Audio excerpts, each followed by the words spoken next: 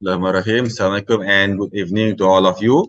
Welcome back to the class. Today we'll discuss about the tutorial 3.2, which is the single pad footing design, but this one is considering the axial load and the bending moment. Here is the question and the design data that you have to consider.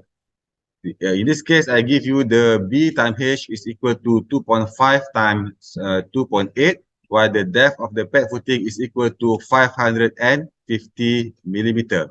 And we have to consider the soil bearing capacity of equal to 200 Newton per millimeter square and using diameter of bar equal to 16 mm. Okay, so first of all, we have to determine the size, where the size is determined based on the service axial load, okay, and then the service moment. In this case, okay, this is the top of the column, okay, or the stump, and this is the bending moment.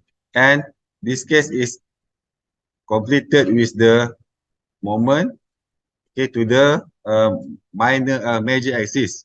So that's why we have to consider rectangular section. Okay, we have to provide an additional length to this edge because this moment has tendency to topple this pad footing towards the A. Okay, so this is the assumption of safe weight of the pad footing, which is around 10% of the service load, and then the total area required is equal to 5.7 meter square. So we try the size of pad footing equal to 2.5 times 2.5 times 2.8, which will give us area of 7.0 meter square, and this one is larger than the required value. Then the safe weight of the pad footing is around 96.3, which is lesser than the assumed value. Next, still determine the size. So we have to calculate the moment of inertia, where the B times H divided by 12 is equal to 2.8 times, this one is 2.5 times 2.8 to the power of 3 divided by 12. So our moment of inertia is equal to 4.6. And then the Y, this is the distance of Y, okay, which is equal to H divided by 2. So 2.8 divided by 2, the Y is equal to 1.4 meter. So the maximum soil pressure is equal to this equation, which is finally equal to 177 kilonewton per meter square. And then we compare with the value of soil bearing capacity given. Okay, so if the value of the maximum soil pressure is lower than the soil bearing capacity given, so this means that the sizing is okay. Okay, next is the analysis. We have to calculate the ultimate soil pressure. So we have the plus and minus here. Okay, this is from the axial load, and this one is from the bending moment. So, okay, this is the calculation. 148 plus minus 8.9, is 207 plus minus 15.2. So the minimum pressure is equal to 191.8 kilonewton per meter square, and the maximum is equal to 222.2 kilonewton per meter square. So I hope you can do your own mathematical calculation to get this dimension. Okay, this one is very simple. And the maximum, okay, this is the minimum pressure, and this is the maximum pressure because we have the bending moment towards these directions. Okay, and then at the surface of this column, the pressure is estimated around 208.9. This one you can obtain from the interpolation. Okay, next, the moment about XX, okay, which is here, okay, the red color. Okay, this is the equations. Okay, 208. Okay, the maximum, the pressure at the surface of this at the surface of the column, and then we multiply with the distance, okay, 1.225 and divide by 2, and then we plus, okay, another parameter here. Then the answer, okay, we have to multiply by 2.5 because this is our B. Okay, when we are dealing with the moment about the x, which is the major axis, we have to deal with B equal to 2,500 millimeter or 2.5 meter. That's why we multiply with 2.5 meter in order to get the bending moment, the total bending moment. Okay, this is the bending moment for every 1 meter run. And then we have to multiply with the total length, which is the B. Okay, next, this is for, okay, this is the answer. The final one is 409 kilometer meter. Okay, this one will be used in order to design for the longitudinal reinforcement. Okay, and then the MYY, the green color, okay, this is the calculation. We calculate the average value and then we bring up here. This is how we get 207. Okay, the average pressure between minimum and maximum, and then we multiply with the distance, and then the bending moment is equal to 367 kilonewton meter. Okay, this value of moment will be used in order to calculate the transverse reinforcement. Okay, so this is the main reinforcement.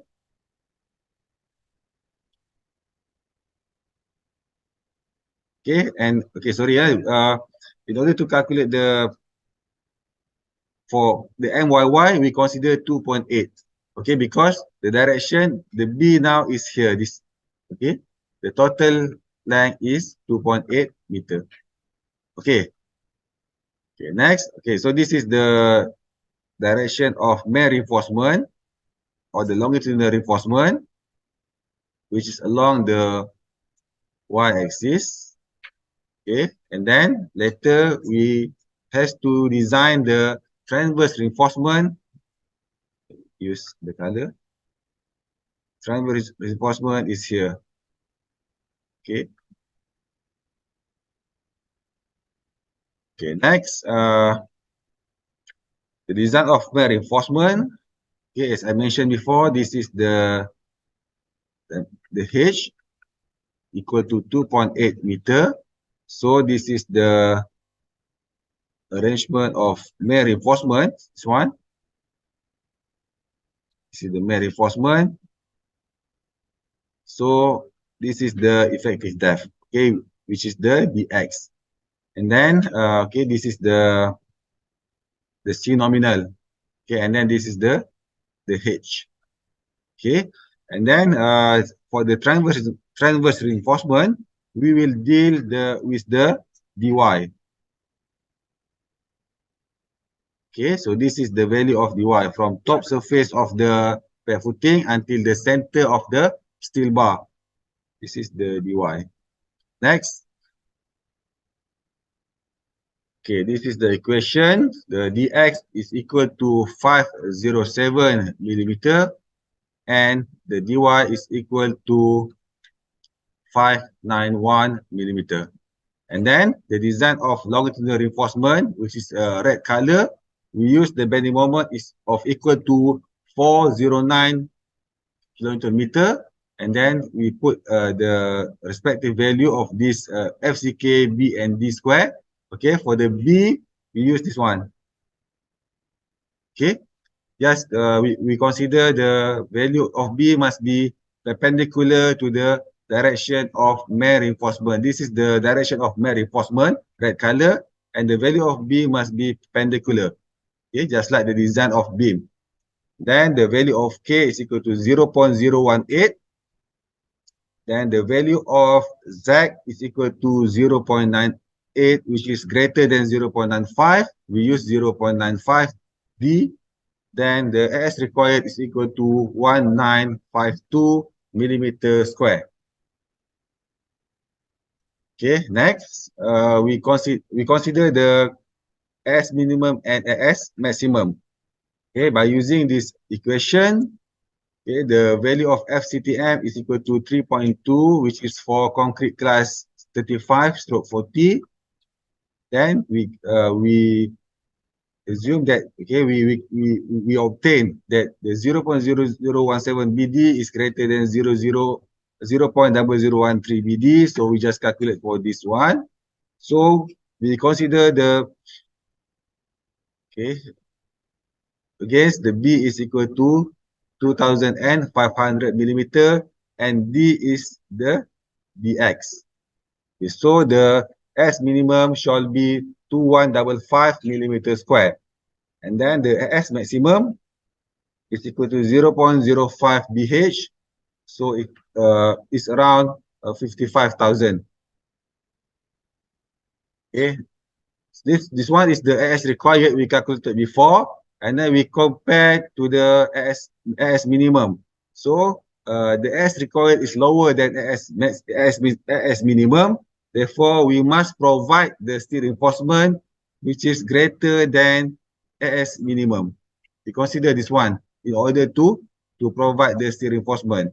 So by referring to the table of steel reinforcement, or if the steel if it's not in the table, you can simply divide 2155 divide by 210. This one is for one bar of 16 mm diameter. Okay, the area is 210, so the answer will be 2155 divide by 201. Okay, 10.7, which is around 11. But here I provide 12. Okay. So now we move to the transverse reinforcement. Okay. For the transverse reinforcement, as I mentioned before, we consider this direction. Okay. This is the direction of the transverse reinforcement. And then, therefore, we consider the B, which is the parallel to the direction. Okay, which is equal to 2,800 millimeter. And the bending moment we calculated before, this is the dy. Okay, we consider dy 491 millimeter, and then the bending moment is 367 kilometer meter. Okay, the K is equal to 0.016, and then the Z is equal to 0.99 D. So we consider 0.95 D. So the value of S required is equal to 1809 millimeter square. Okay, next, we check again the AS minimum and AS maximum. Okay, however, for this time, okay, be careful about the B. Okay, do not confuse. Okay, so this one is the answer. AS minimum is equal to 2337 millimeter square, and the AS maximum equal to 61,600 millimeter square. So this is the as required from the calculation, and this one is the AS minimum. So we must provide the steel reinforcement greater than the AS minimum. So based on the calculation, we can provide 2H16 as the transverse reinforcement. Next, we calculate the vertical shear, which is first one is the critical shear at 1.0 D from the face of the column, okay, which is around here, this one. This is the 1D, okay, 0.507, and then you can use your calculator. You can obtain that this one is 0.718 meter, and this one is 2.5 meter. So the average pressure is this one, okay. We take 191.8, and then we proceed with these calculations. Okay, this one is the average pressure, 214.4. So the pressure is forces. Okay, forces. This is the forces, the shear force. This is the pressure, and this is the area. Okay. This one, okay, the green color area. So the VAD is 385 kilonewton. Okay, then this is the design of shear resistance. Okay, our K is equal to 1.63, which is lesser than 2. So we use K equal to 1.63. And then the row 1 is, I like to calculate this one actually. Okay, I like to calculate instead of letting it as 0, because in reality, the reinforcement will be until the edge. Okay, near the edge. This is the reinforcement. And then this is the edge of the concrete. So in this area, we still have the reinforcement. Okay, that's why I consider the reinforcement.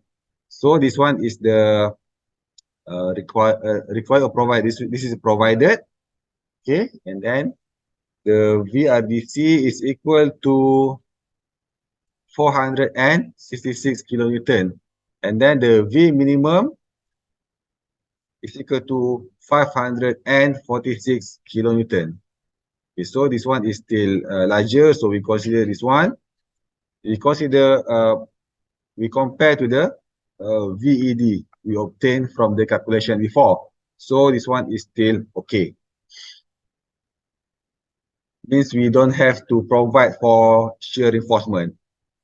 Next, for the punching shear, we always consider the average D, which is equal to 499 millimeter, and 2D is equal to 998 millimeter. So the control parameter, this is the parameter. I mark it as green color. Okay, 2 times 350 plus 250. This is the parameter. 350. Sorry, this 250. This one is 250. This one also the straight line of 350. This is also 350. You must add all this length. Okay, and then this is the 2 pi. The D is 998. Okay, this is the length of this one. This is a quarter circle. Okay, and then so since we have 4 circles, so we can use this equation. Okay, this is another quarter circle. This is quarter circle number 3, and this is quarter circle number 4. Next, the area within the okay, this is the U. Okay, the perimeter is 7471 mm. And then the area within the perimeter is this one. This is the light blue color. Is A. Your A. And then this is your B. Okay, this one is B. Okay, we play with the area. Okay, this is the B.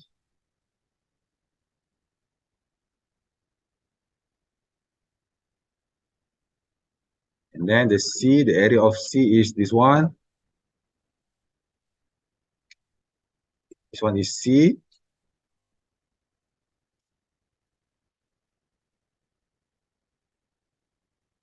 This is also C. Okay, that's why 2 times. Okay, we multiply by 2.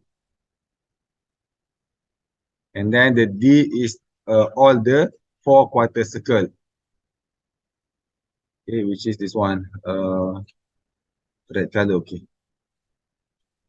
Okay, this is 4 quarter circle. Okay, this is your D.